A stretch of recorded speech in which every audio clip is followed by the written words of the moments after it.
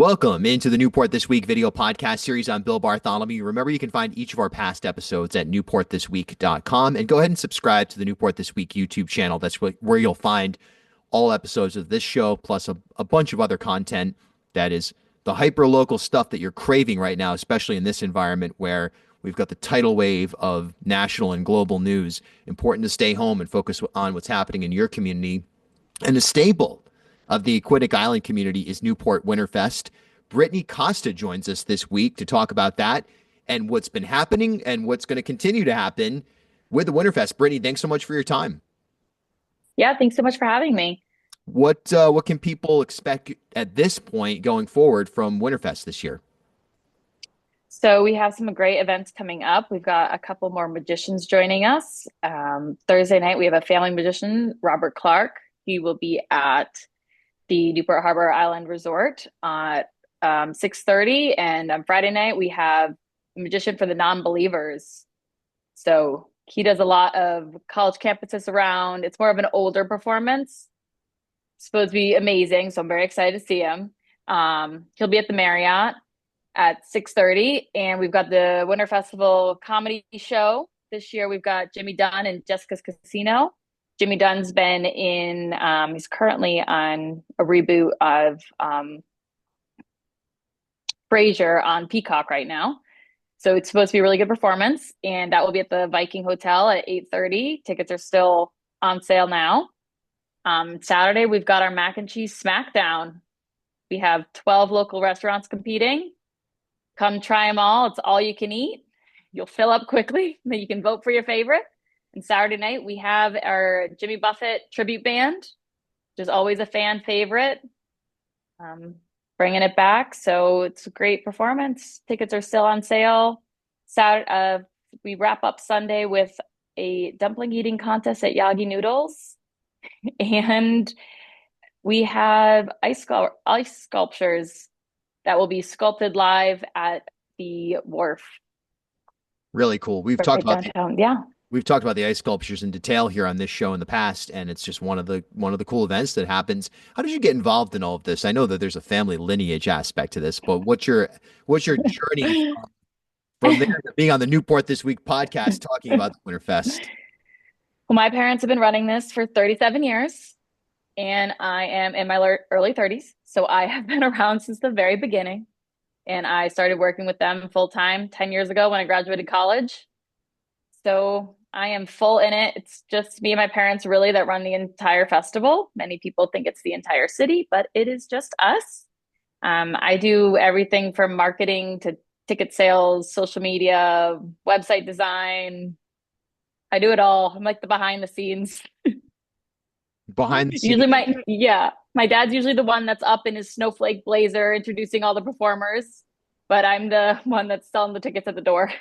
Very nice. Yeah, behind the scenes is, and of course you're out in front right now talking about it, but there's so much that goes into an event like this. I mean, obviously anybody would realize that it's not just something that happens overnight, but when do you start planning the event and how do you sort of decide how to curate something like this, which is spread out over a lot of different venues, a lot of different angles, a lot of different vendors, so to speak. When does this process begin for you in terms of putting it together? We start we start over the summer.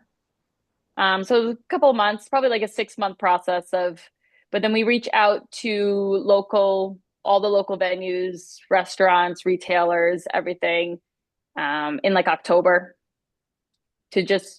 we send out paperwork and ask everyone to join, sign up. Everyone has to they have to give value to the bracelet because we want everyone to get involved. So if you purchase a bracelet, you can get retail discounts, restaurant discounts, discounts at different events that people are hosting.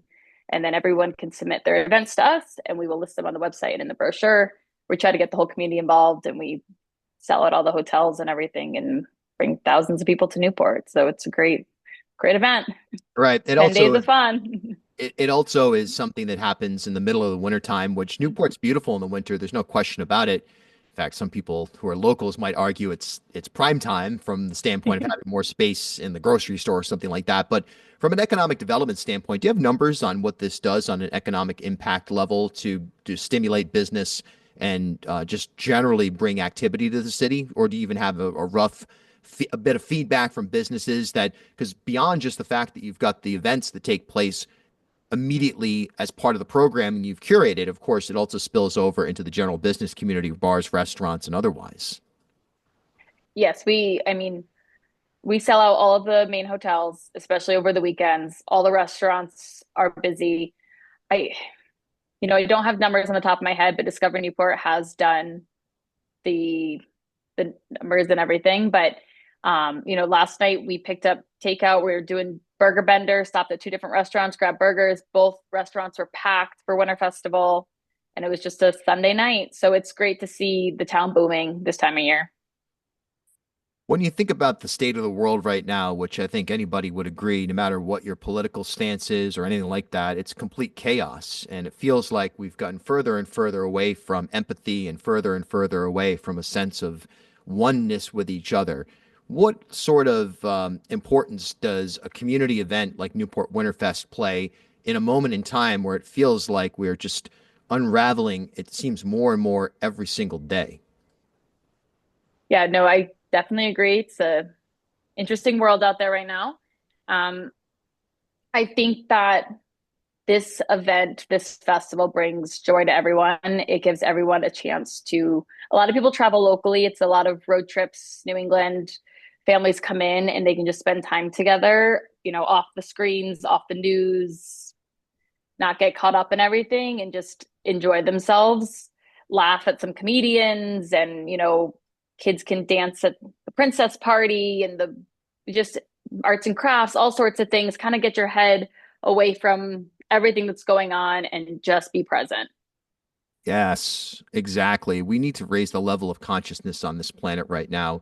And that can mean a lot of different things to a lot of different people. But one exercise to do that is to just spend quality time with your neighbors, like you said, away from phones.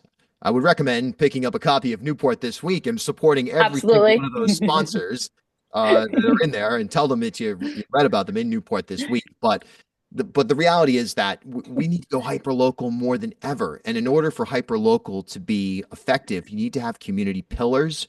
Somebody told me an anecdote a couple of years ago that you think about for so long, people, whether let's say indigenous folks in our community, or in the New England region, right?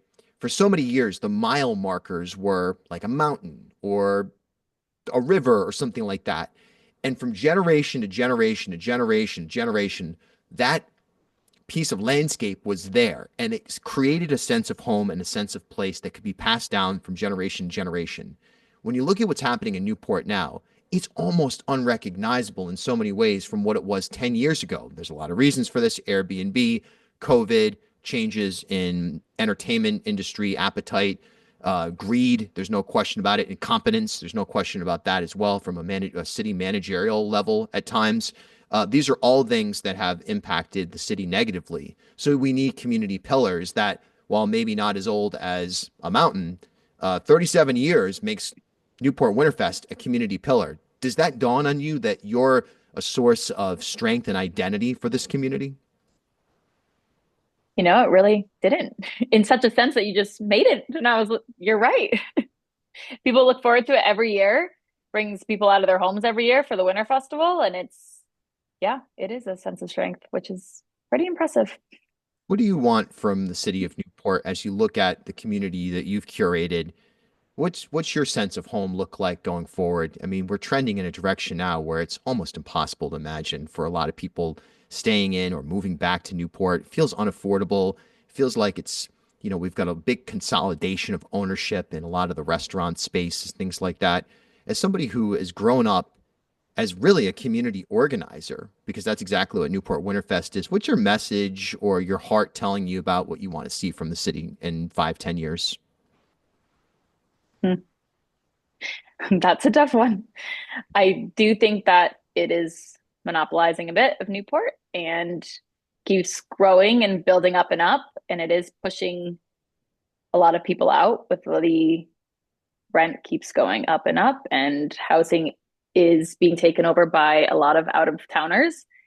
Um, I think that we do need more,